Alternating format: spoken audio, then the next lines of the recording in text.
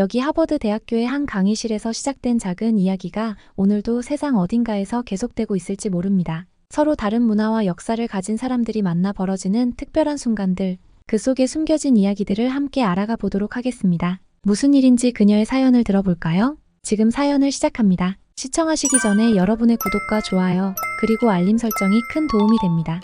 안녕하세요. 저는 하버드 대학교 언어심리학과의 에밀리 헤이즈라고 해요. 동양 문화에 대한 관심이 커서 아시아 문화 연구회에도 가입했답니다. 그날은 유난히도 쌀쌀한 보스턴의 가을 날씨였더군요.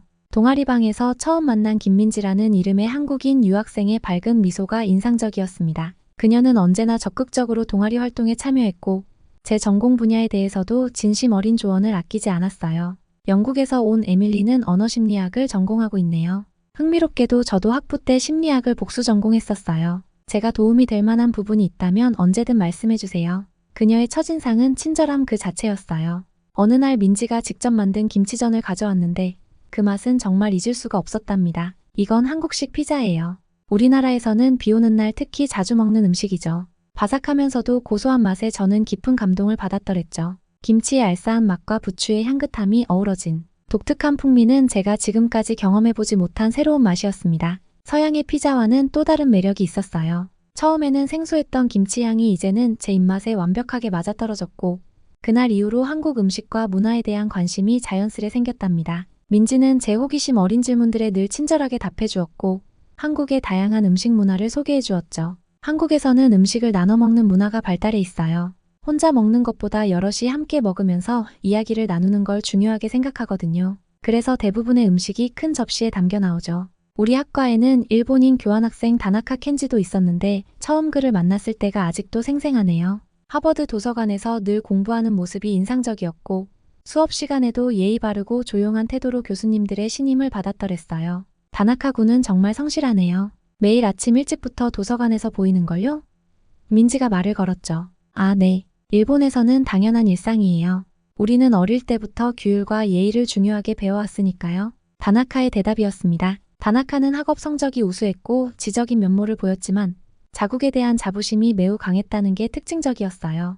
수업이나 동아리 활동에서 일본 문화를 소개할 때면 한없이 친절하고 겸손한 모습을 보였지만 동아시아 관련 주제가 나올 때마다 돌변하곤 했답니다. 일본의 애니메이션 산업은 세계 시장의 60%를 차지하고 있어요. 지브리 스튜디오의 작품들은 전 세계에서 사랑받고 있죠. 그의 목소리에는 자부심이 가득했습니다. 하지만 그의 태도는 때때로 지나치게 강경해지곤 했어요. 특히 역사적인 문제가 거론될 때면 평소에 공손하고 예의 바른 모습은 온데간데 없이 사라지고 마치 다른 사람이 된 것처럼 일본의 입장만을 고집하곤 했죠. 어느 날 아시아 문화 연구회 정기 모임에서 있었던 일이에요. 민지가 한국의 전통차를 준비해와서 나눠주고 있었죠. 이건 쌍화차예요. 피로회복에 정말 좋은 한방차인데 요즘 미국에서도 인기가 많아져서 스타벅스에서도 판매를 시작했다고 하더라고요. 그때 다나카가 불쑥 끼어들었습니다. 일본의 차 문화는 수백 년의 역사를 자랑하죠. 다도는 이미 유네스코 문화유산으로 등재되어 있고요. 순간 공기가 차가워졌어요. 민지는 잠시 당황한 기색을 보이더니 이내 침착하게 대답했답니다. 맞아요. 동아시아의 차 문화는 각각의 특색이 있죠. 한국의 전통차도 삼국시대부터 이어져 온 오랜 역사가 있답니다. 이런 긴장된 순간들이 종종 있었지만 그래도 우리는 대체로 평화로운 분위기를 유지하려 노력했어요. 하지만 다음날 있을 동아시아 영토 분쟁을 주제로 한 세미나에서 우리는 더 큰 충돌을 겪게 될 줄은 아무도 몰랐답니다. 내일 세미나 주제가 꽤 민감할 것 같네요. 제가 조심스레 말을 꺼냈더니 민지가 고개를 끄덕였어요. 그래도 학술적인 토론인 만큼 서로 존중하면서 이야기를 나눌 수 있을 거예요. 민지의 말에 다나카는 아무 말 없이 고개를 숙였지만 그의 눈빛에서 무언가 심상치 않은 기운이 느껴지더군요. 이렇게 우리의 첫 번째 이야기는 끝이 났지만 다음날 있을 세미나에서는 더 큰 파도가 우리를 기다리고 있었답니다. 다음날 하버드 케네디 스쿨의 한 세미나실에서 동아시아 영토 분쟁을 주제로 한 토론이 시작되었어요. 알렉산더 브라운 교수의 진행으로 시작된 이 세미나는 처음엔 평화로운 분위기였답니다. 오늘은 동아시아의 주요 영토 분쟁 사례들을 살펴보면서 각국의 입장과 역사적 배경을 함께 이해해보는 시간을 가져보도록 하겠습니다. 처음에는 조용히 다른 학생들의 의견을 듣고 있던 다나카가 갑자기 독도 문제를 꺼내들었죠. 그의 목소리는 평소와는 사뭇 달랐답니다. 다케시마는 일본의 고유 영토입니다. 1905년 시마네현 고시를 통해 정식으로 편입되었으며 이는 국제법적으로도 유효한 조치였어요.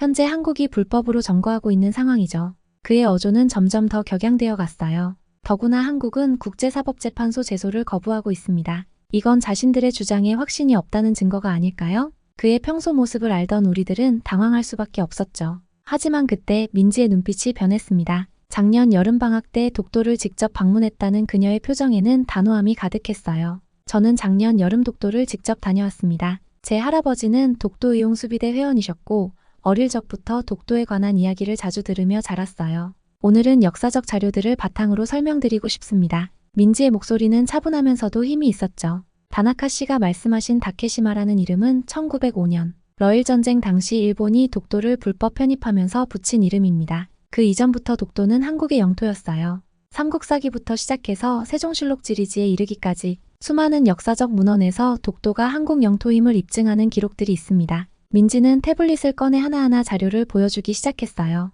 다나카가 진중한 목소리로 끼어들었죠. 하지만 국제법상으로 봤을 때 한국의 주장은 설득력이 부족합니다. 1905년 시마네현 고시는 합법적인 절차였으며 잠시만요. 민지의 목소리가 더욱 날카로워졌습니다. 1877년 메이지 정부의 최고 기관인 태정관이 독도가 일본과 무관하다고 인정한 사실은 어떻게 설명하시겠습니까? 세미나실의 공기가 얼어붙었어요. 다나카의 표정이 굳어졌지만 그는 단호하게 다시 반박했답니다. 현재 실효적 지배 문제는 국제법적으로 재검토되어야 합니다. 또한 1951년 샌프란시스코 강화 조약에서 실효적 지배 말씀하셨죠? 민지의 입꼬리가 살짝 올라갔습니다. 현재 독도에는 주민이 거주하고 있으며 독도경비대가 상주하고 있습니다. 독도 등대, 주민숙소, 선착장 등 각종 시설물이 설치되어 있죠. 2023년 기준 독도 방문객은 연간 20만 명을 넘어섰고요. 그녀는 잠시 숨을 고르더니 이어 말했습니다. 더 중요한 것은 독도는 단순한 섬이 아닌 일제강점기의 아픔을 상징하는 역사의 현장이자 대한민국 주권의 상징이라는 점입니다. 1905년 독도 편입은 조선 침탈의 첫 단계였어요. 브라운 교수가 관심 깊게 지켜보다 물었죠. 흥미로운 토론인데요. 양측 모두 역사적 자료를 근거로 들고 있군요. 혹시 다른 분들은 어떻게 생각하시나요? 한 중국인 학생이 조심스레 의견을 덧붙였습니다. 저는 김민지 씨의 설명이 더 설득력 있게 들리네요. 특히 메이지 정부의 태정관 지령은 매우 중요한 증거로 보입니다. 다나카는 더 이상의 말을 잊은 채 자리에 앉았어요. 그의 굳은 표정에서는 복잡한 감정이 읽혀졌죠. 세미나는 이후보다 건설적인 방향으로 이어졌지만 공기 중에는 여전히 긴장감이 감돌았답니다. 토론이 끝난 후 브라운 교수가 말했어요. 오늘 세미나는 매우 의미 있었습니다. 역사 문제는 단순히 영토 분쟁을 넘어 한민족의 정체성과 깊이 연관되어 있다는 점을 다시 한번 깨달았네요. 세미나실을 나서는 민지의 발걸음은 당당했지만 다나카는 고개를 푹 숙인 채 빠르게 자리를 떠났습니다. 저는 두 사람의 뒷모습을 바라보며 깊은 생각에 잠겼어요. 에밀리, 잠시 시간 있어요? 민지가 다가와 물었죠. 하버드 아시아학과에서 동아시아의 소프트 파워와 세계적 영향력이란 주제로 새로운 강의가 시작된대요. 함께 들어볼까요? 그렇게 우리는 또 다른 이야기의 장으로 발걸음을 옮기게 되었답니다. 하버드 아시아학과의 강의실은 세미나 때와는 사뭇 다른 분위기였어요. 긴장됐던 공기는 한층 부드러워졌고 민지의 차분한 목소리가 다시 한번 울려 퍼졌죠. 오늘은 한국의 문화 콘텐츠가 어떻게 세계를 움직이고 있는지 구체적인 데이터를 통해 살펴보도록 하겠습니다. 저는 노트북을 꺼내며 귀를 기울였어요. 다나카도 뒷자리 어딘가에 조용히 앉아 있었답니다. 먼저 K-팝의 성과를 보시죠. 2024년 현재 BTS의 공식 유튜브 채널 누적 조회수는 280억 회를 돌파했어요. 특히 버터는 스포티파이에서 24시간 만에 2080만 회 재생되며 역대 최고 기록을 세웠죠. 민지는 화면에 떠있는 그래프를 가리켰어요. 블랙핑크의 경우 유튜브 구독자 수가 9천만 명을 넘어섰습니다. 이는 모든 뮤지션 중 1위예요. 최근 멤버 로제의 솔로곡은 빌보드 핫백 차트 진입과 동시에 13개국 아이튠즈 차트 1위를 기록했고요. 갑자기 다나카가 손을 들었습니다. 일본의 아이돌 시장도 상당한 규모를 자랑하지 않나요? 민지는 미소를 지으며 대답했죠. 네, 맞습니다. 하지만 흥미로운 점은 최근 일본 현지 차트인 오리콘에서도 K-팝 아티스트들의 점유율이 증가하고 있다는 거예요. 2023년 기준으로 전체 탑10 중 4개의 자리를 한국 가수들이 차지했답니다. 영화 산업의 성과도 주목할 만해요. 봉준호 감독의 기생충은 아카데미 사관왕을 달성하며 아시아 영화 최초의 기록을 세웠고 전 세계 박스 오피스 수익 2억 5천만 달러를 돌파했죠. 넷플릭스의 오징어 게임은 94개국 1위, 17억 시청 시간이라는 경이로운 기록을 달성했고요. 강의실 뒤쪽에서 한 학생이 질문을 던졌어요. 한류의 경제적 효과는 어느 정도인가요? 2023년 기준으로 한류의 경제적 파급 효과는 약 1230억 달러로 추산됩니다. 특히 주목할 만한 것은 연관 산업의 성장이에요. K-뷰티 시장은 전년 대비 35% 성장했고 K-푸드의 수출액은 처음으로 100억 달러를 돌파했답니다. 다나카가 다시 한번 끼어들었어요. 하지만 일본 문화도 세계적으로 인정받고 있지 않습니까? 스튜디오 지브리의 작품들은 민지가 부드럽게 말을 이었습니다. 네, 맞아요. 하지만 여기서 주목할 점은 성장 속도예요. 한국 문화 콘텐츠 수출액의 연평균 성장률은 22.8%로 이는 글로벌 콘텐츠 시장 성장률의 3배에 달하는 수치입니다. 저는 옆자리에서 열심히 필기하면서도 다나카의 표정 변화를 놓치지 않고 지켜보았어요. 그의 얼굴에는 복잡한 감정이 스쳐 지나갔죠. K-드라마의 경우 넷플릭스 글로벌 탑10에 진입한 한국 작품이 2023년에만 26편이에요.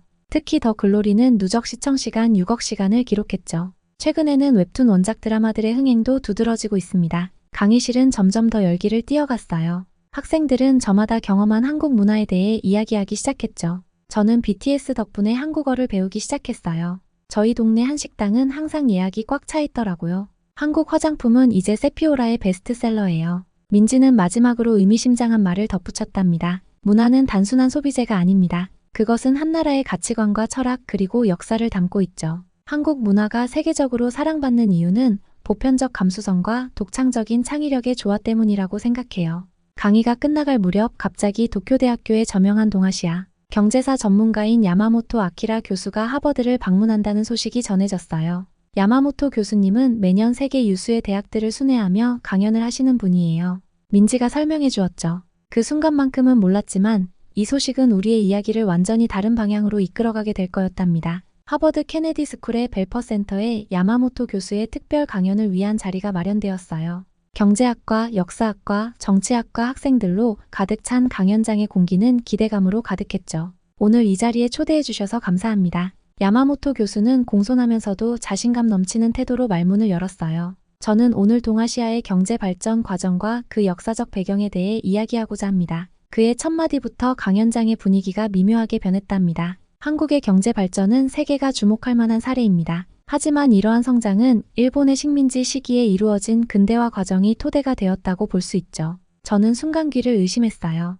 옆자리에 앉은 민지의 표정이 굳어지는 게 보였죠. 일본은 한국에 철도와 도로를 건설했고 근대적 교육제도와 행정체계를 도입했습니다. 현재 한국의 산업 발전도 이 시기에 만들어진 기반이 있었기에 가능했던 것입니다. 우리는 한국의 근대화에 공헌했다고 자부하지요. 강연장의 공기가 얼어붙었어요. 특히 다음 발언은 더욱 충격적이었답니다. 위안부 문제는 당시 시대적 상황에서 불가피한 조치였으며 이미 1965년 한일협정으로 법적으로 해결된 사안입니다. 또한 독도, 즉 다케시마는 17세기부터 일본의 영토로 인정되어 왔으며 이는 역사적 문헌으로 증명됩니다. 한국이 주장하는 역사적 사실들은 과장되어 있으며 이는 재검토가 필요한 사안이지요. 조용히 듣고 있던 민지가 천천히 손을 들었어요. 그녀의 눈빛은 평소와는 달리 강한 결의에 차 있었죠. 교수님, 말씀하신 내용에 대해 몇 가지 질문 드려도 될까요?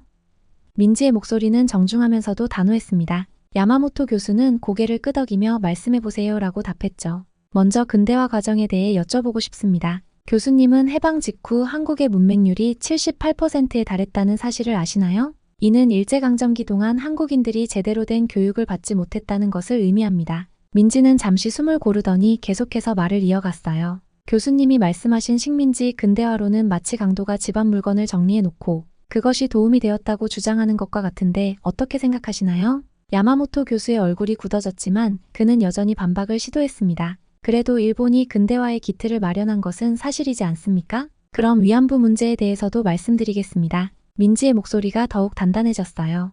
위안부 문제는 단순한 역사적 사실이 아닌 지금도 고통받고 계신 할머니들의 인권 문제입니다. 1991년 김학순 할머니의 최초 증언 이후 238명의 할머니들께서 피해 사실을 증언하셨어요.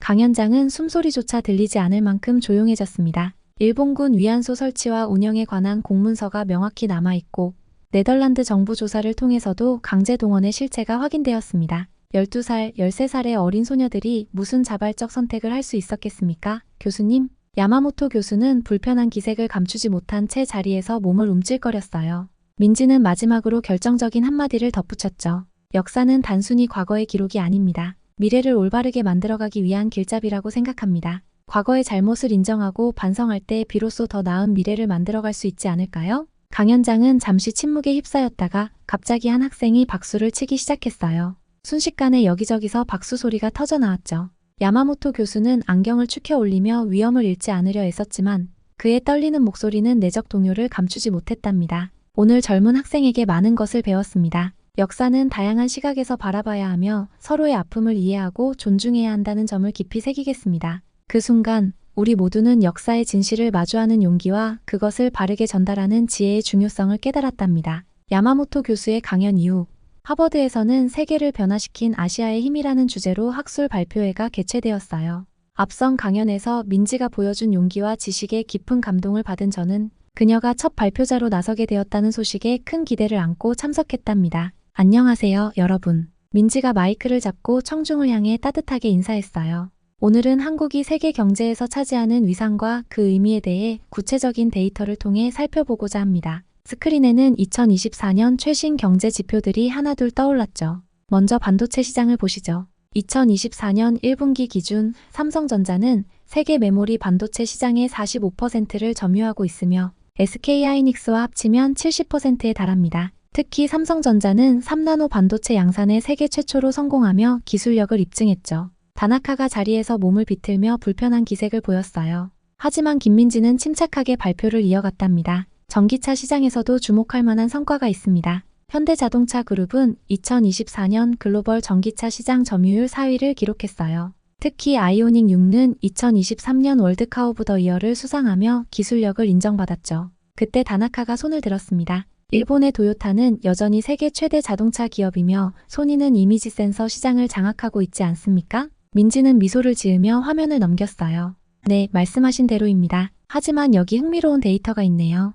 2023년 기준 글로벌 전기차 배터리 시장에서 LG에너지솔루션, SK온, 삼성 SDI를 합치면 점유율이 47%에 달합니다. 특히 LG에너지솔루션은 테슬라, GM, 폭스바겐 등 글로벌 완성차 업체들과 총 400조 원 규모의 장기 공급 계약을 체결했죠. 이어서 조선산업현황으로 화면이 바뀌었습니다. 2024년 한국 조선사들의 전 세계 수주 점유율은 35%를 기록했어요.